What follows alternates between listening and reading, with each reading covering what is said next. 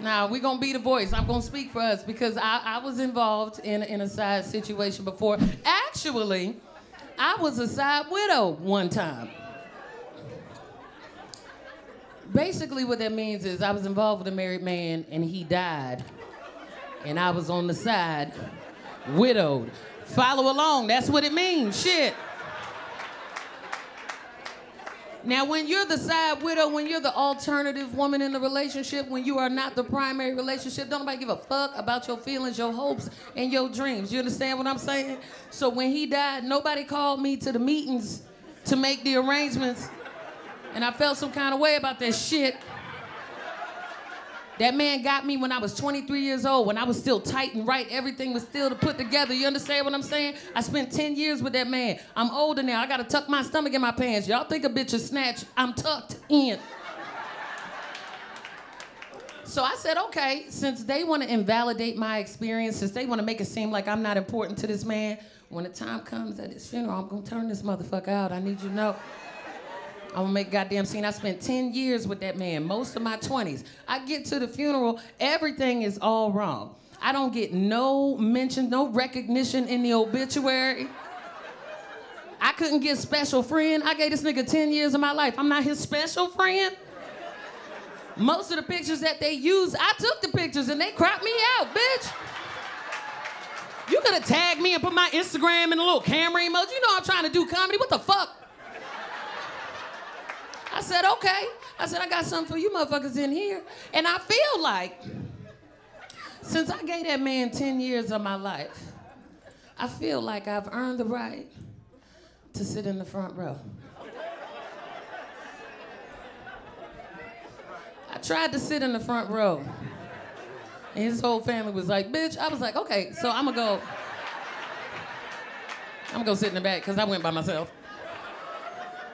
And I was sitting so far away from his casket, like, I was so far away, I could have been parking cars and handing programs out at my nigga's funeral. You understand what I'm saying? So I said, okay, when the time comes, I'm gonna turn this bitch out, cuz. I'm gonna scream, I'm gonna holler, I'm gonna fall on the floor, I'm gonna roll around, like, I'm gonna, listen. You remember how Ricky Mama was and Boys in the Hood when they brought that nigga home and laid on like a nigga? Ooh, I can't wait. So the moment comes, I'm like, hell yeah, here we go. So I'm getting ready to get into my shit, right? I'm getting ready. Clearing my throat and everything, I'm ready. Right when my moment comes, somebody stole my thunder. A woman behind me stood up and screamed out crying. And I was confused, like the people in the front looked at me. I was like, no, it's not me, it's this bitch. I don't even... So while we all trying to figure out who this lady is, another woman stood up and screamed out in this church. So now it's two bad bitches at my nigga's funeral having an emotional reaction, and I'm confused about it. And it was clear the two women kind of knew each other because they were having a grief battle trying to out-mourn each other over this nigga. I look up at the front, his wife looking at me, I'm like, bitch, I don't know who these hoes are. This happened on your watch.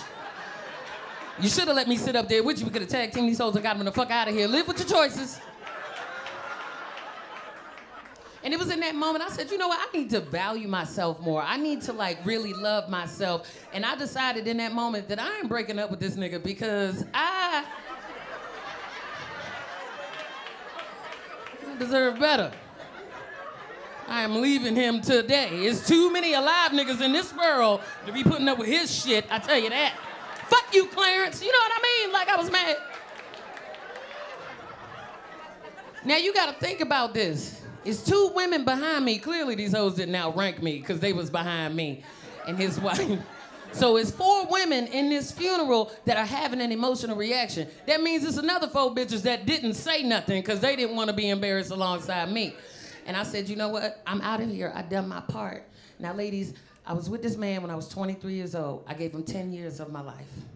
You gotta understand, any woman in here that has given a man just 1 day of her fucking life, you know what I went through for 10 years. So I'm gonna go pay my final respects to him, because this is it. And then I'm sitting there and I'm like, man, this is my last moment. Like 10 years. It's summed up in this moment right here. And I did love him and he did love me. And what we had, like people didn't understand, but me and him understood it, you know what I mean? But this is my last moment. Meanwhile, these two hoes still behind me, going at it. His wife still looking at me like, bitch, do something. You know what I mean?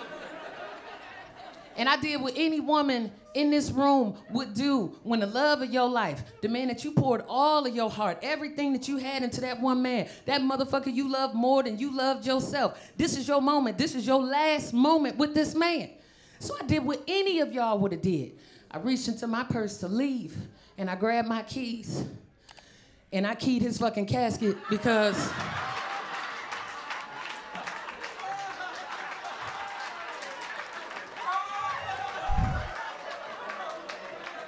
Because if you think you're going to cheat on me while you cheating on her, you got me fucked up, cuz.